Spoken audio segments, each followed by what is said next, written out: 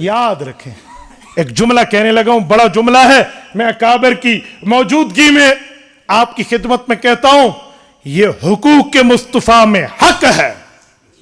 लफ्ज मेरे हैं, मफहूम अल्लामा खफाजी रहमतुल्लाह का है। हुकूक के मुस्तफा में हक है।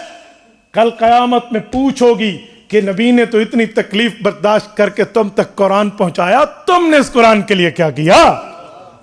पूछोगी, इस पर पूछा जाएगा, सवाल होगा इस पर। और तो छोड़े, आयत कुरानी उठा ले, सूरत तकासुर की आखिरी आयत उठाएं, सुम्मा लतुसअलुन्ना यौमइज़िन अनिन नईम। ये अन हरूफ जारा में है, नईम पर दो जेरें ऐसे तनवीन तनकीर कहते हैं। हमारे यहां कहते हैं कि नकरा उमूम पे दलालत करता है, इंग्लिश में कहते हैं कॉमन नाउन। नकरा है, मारिफा नहीं है, प्रॉपर नाउन नहीं है। क्या माना? हर नेमत के बारे में पूछा जाएगा। कुरान तो बहुत बड़ी नेमत है। जब पानी के कतरे के बारे में सवाल होगा तो कुरान के बारे में नहीं होगा?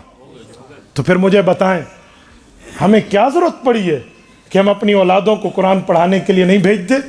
आज हमें लोग कहते मौलवी बन गया, आप कहते हैं बच्चे को आलिम बनाओ, खाएगा कहां से? अजीब दुनिया है। मैं बहुत हैरान होता हूं कि जब हम ये बात कहते हैं ना कि अपनी औलाद को हाफिज बनाओ, आलिम बनाओ, कारी बनाओ, मौलवी बनेगा, खाएगा कहां से? मैंने कहा बाबा, अला व इन्न नफ्स लन तमूत हत्ता तस्तकमिल रिज़्क़हा। जुमा के खुतबे में तुम हदीस पाक सुनते हो कि जब तक अपना रिज्क पूरा नहीं करेगा मौत नहीं आएगी। तो रिज्क तो मां के पेट से लिखा गया है, रिज्क मुकद्दर पे, आखिरत मेहनत पे। आज तुमने उलट कर दिया, रिज्क मेहनत पे, आखिरत मुकद्दर पे। तो भाई रिज्क तो लिखा हुआ है, वो तो आके रहेगा। नहीं मौलवी बनेगा तो खाएगा कहां से? फिर मैं समझाने के लिए एक बात कहता हूं कि जब हमें अवाम ये कहती है ना कि कुरान पढ़ाएंगे, मौलवी बनेगा, खाएगा कहां से, तो फिर हम इनसे एक सवाल करते हैं कि जब खाने पीने की बारी आती है तो आप क्या कहते हैं कि सबसे ज्यादा कौन खाता है? सारे ने कह दिया, सब ने कह दिया, तुसी भी पकाया हुआ है। सबसे ज्यादा मौलवी खाता है, तो फिर अपने बच्चों को क्या बनाए? मौलवी बनाए ना। फिर तो प्रॉब्लम ही कोई नहीं है, फिर तो खाने पीने को कोई इशू ही नहीं होगा ना। और खुदा के बंदे इतना खाएंगे, इतना खाएंगे कि इतना खाएंगे शायद कि वो वक्त से भी ज्यादा आप एक दिन का ज्यादा आलिम खा लेगा। फिर भी लोग खाने के बाद कहेंगे हजरत आपने कम खाया, थोड़ा और खाया। आपने दुनिया में देखा है ऐसा? लोग किसी के घर चले जाए, तीसरे दिन अगला कहते हैं टुकरेला मेरे पे मुसल्लत हो गया, और मौलवी को मिन्नत करके कहते हैं हजरत एक हफ्ते से ज्यादा हो गया आप हमारे यहाँ तशरीफ नहीं लाए। हमारे साहबजादा साहब हजरत मौलाना अहमद साहब मुझे अभी फरमा रहे थे, मैंने कहा हजरत आप खाना खाएं? हजरत नहीं खाने लगे। मैंने कहा जी खाएं। कहते हैं फलां जगह से लोगों के इसरार पर खाना खा के और मुझ में गुंजाइश नहीं है। ये आलिम दीन की इज्जत दुनिया में, ये दुनिया में है। लोग अपना माल पेश करके खुद को एक थैंकफुल की हैसियत से सामने लाते हैं कि हजरत आपका शुक्रिया। यूं अल्लाह पाक देता है। तो मेरे दोस्तों, मैं एक जुमला कहता हूं, ये आपने हमारे लिए कुर्सियां क्यों लगाई हैं? वजह दीन है ना, वजह कुरान है, वजह शरीयत है। ये दुनिया में अहले इल्म, अहले कुरान, अहले शरीयत की इज्जत है, कयामत में इससे बढ़ के मिले। जब आप अपनी औलाद को आलिम हाफिज बनाएंगे ना, वो मुसल्ला इमामत पे ठहरेगा, और वो जो मुसल्ला इमामत पे ठहरता है वो उस जगह होता है, उसके आगे तो आगे उसके बराबर भी कोई नहीं होता। नहीं समझे? उसके आगे तो आगे बराबर भी कोई नहीं होता। इसलिए उलमाए कराम की इज्जत इतनी है, इनके आगे तो आगे बराबर भी कोई नहीं। और मैं एक जुमला समझाने के लिए मजीद भी आपकी खिदमत में कहता हूं, तवज्जो है आपकी? सौर सिर हिलाते हैं, मैं आखिर तक पूछ रहा हूं, तवज्जो है? जज़ाकल्लाह। मैं आज पंजाब में जुमला अपने सुबह गुफ्तगू में कह रहा था, मैंने कहा सुने, आलिम की इज्जत करना सीखे, उलमा के आगे बढ़ना न सीखे।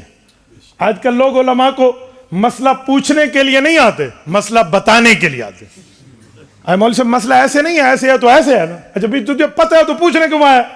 भाई आलिम के पास खाली दिल लेकर जाया करो, ठीक है? तो आप खाली दिल लेकर, ताकि आलिम आपको मसला समझे। उल्टा हमें बताते हैं ऐसे। तो मैंने अवाम को मिसाल दी, मैंने कहा मौलवी से आगे ना बढ़ो, पीछे रहो। तुम कहोगे दलील, मैं अकली दलील देता हूं, चलो नस के दलील है तो अपनी जगह। عقلی دلیل یہ ہے کہ جو عالم کے پیچھے ہوتا ہے وہ زندہ ہوتا ہے، جو آگے بڑھ جاتا ہے وہ دنیا سے رخصت ہو جاتا ہے.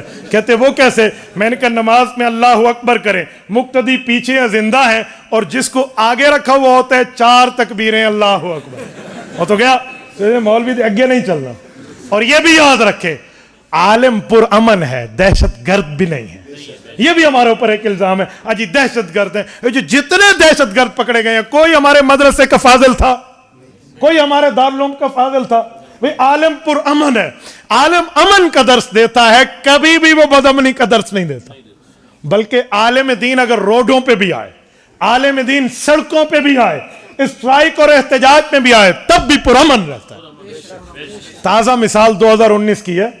قائد ملت اسلامیہ حضرت مولانا فضل الرحمان حافظہ الرحمان کراچی سے چلے آزادی مارچ لے کر اسلام آباد کی فلک بوس چوٹیوں تک تشریف لائے ہیں.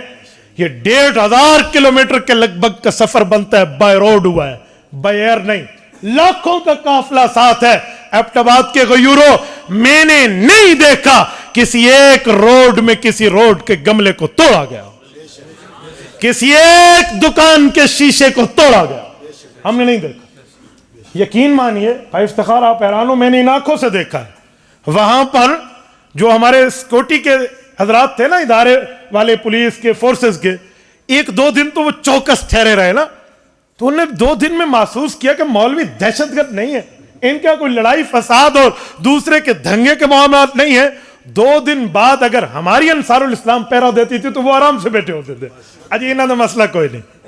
حضرت نہ کوئی باجا تھا، نہ کوئی باجی تھی، نہ کوئی گولا تھا، نہ کوئی گولی تھی، کچھ بھی نہیں تھا. پرامن اس دھرتی پر قائد اعظم محمد علی جناح نے 1947 میں پاکستان دیا ہے. اس وقت سے آج تک مجھے ایک احتجاج دکھائیں جس میں کوئی پھڈا نہ ہوا. تو اس سے پتہ چلا کہ مولوی پر امن ہے، مولوی لڑائی فساد والا نہیں ہے. تو اس لیے مولوی کی قدر کریں، مولوی سے پنگا نہ لیں، اور جو پنگا لیتے ہیں پھر اس کا حشر بھی دنیا دیکھتی ہے. ٹھیک ہے نا؟ آپ بہت اچھی طرح سمجھتے ہیں. ایسا دنیا حشر جانتی ہے کہ رو رو کر صبح اور شام رونا ختم نہیں ہوتا. اللہ تعالیٰ، میں سمجھاتا ہوں کہ مولوی سے ٹکر ہے کیا. سنیں، کذالک العذاب ولعذاب الآخرۃ اکبر لو کانوا یعلمون. سورۃ قلم کہتی ہے دنیا میں تمہیں عذاب مل رہا ہے، سمجھ جاؤ آخرت کا تو اس سے بھی بڑھ کے ہوگا. تو اسی لیے قرآن کریم علماء سے پڑھیں اور علماء کرام کو پرامن سمجھے، دہشت گرد نہ سمجھے.